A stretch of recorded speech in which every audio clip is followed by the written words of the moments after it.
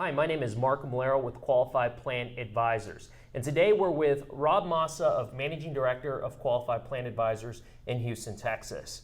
And our topic for the day is financial wellness, being able to implement that with small employers or small retirement plans.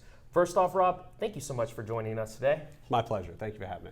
And you have some experience with small employers and small retirement plans. So can you share with me, first off, define what is a small employer or a retirement plan? Sure.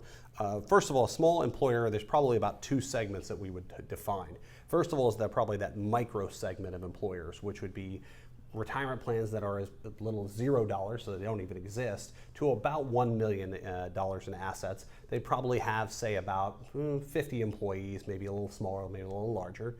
And then there's that second group of employers, the second tier, so we'll call it the small employer industry market, and that would be from assets from 1 to 5 million. They're going to have employees maybe from 50 to 250. They could be much larger too with very low participation.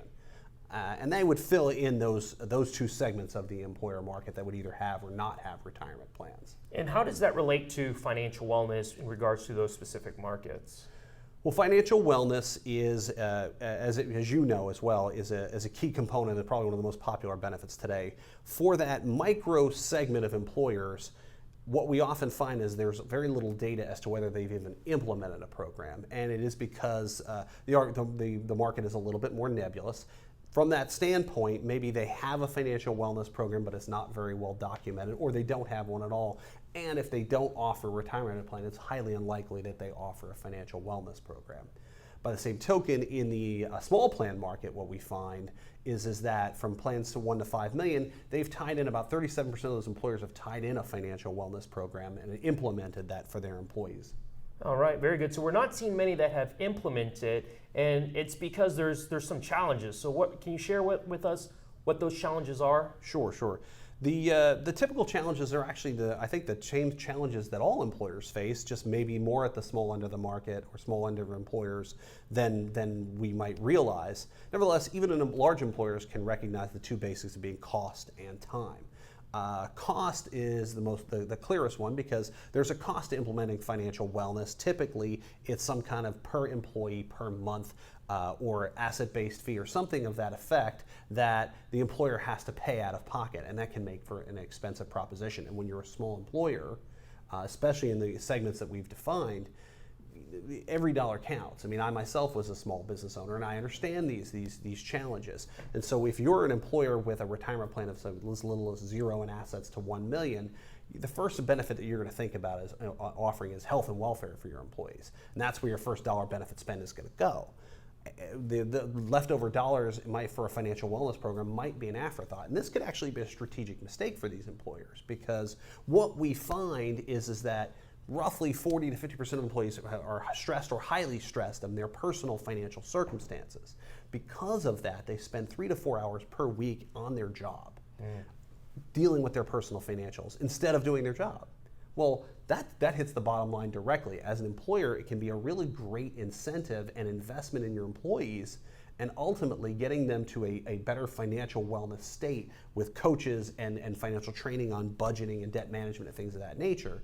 If we give them that kind of training, they actually will get out of that stressful state, solidify their finances, and then they'll be more productive employees, which also is going to reduce your healthcare costs because they're not dealing with stress-related illness. And that trickles over into that small employer segment as well, where they actually may have some dollars. I think the other problem is, of course, there's this belief that you got to have a 401k to offer financial wellness, and the two are not tethered together. So if we can change that. I think we can change that mindset, that paradigm. We can get people more paying attention to financial wellness.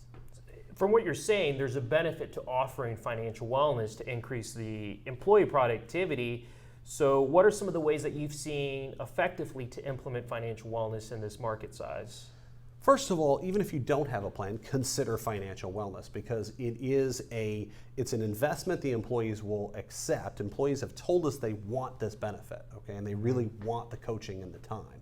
And they don't know where to get the training, and they don't know who to pay, and they clearly don't have necessarily the finances themselves, especially the ones who really need it.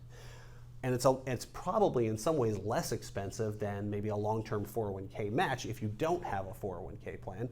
And employees can become, like I had said earlier, you can reduce their stress, invest in help them invest in their own personal finances, and they'll make them better, more productive employees. It's actually going to come out in the wash and make you, put money back into your return on investment, which is what we want to see. Another thing, though, employers can consider, though, especially if you have or want to offer a 401k, 403b, 457 type benefit to your employees so that they can contribute to retirement, consider a multiple employer plan or pooled employer plan that we now offer through the Secure Act. This is an opportunity for small employers to offer benefits to their employees that are more comparable to larger organizations. The way that it's done is that small employers can now band together. And I've got 50, you've got 25 employees, this other employer's got 100 employees. We bring those groups together, put all their assets into one trust, and they become a much larger group employer and become qualified for lower pricing and better investments and lower investment expenses, among other things. And so that pooled employer market may be exactly what you're looking for to give you a better cost management structure for 401k benefit.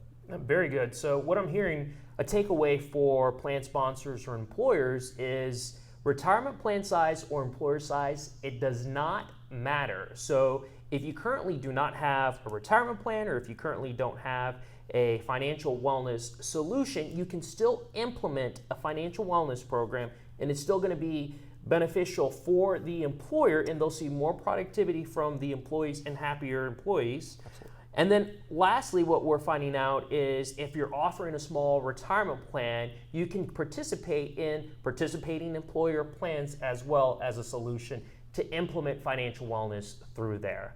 Thank you so much. My name is Marco Malero and Rob Massa from Qualified Plan Advisors.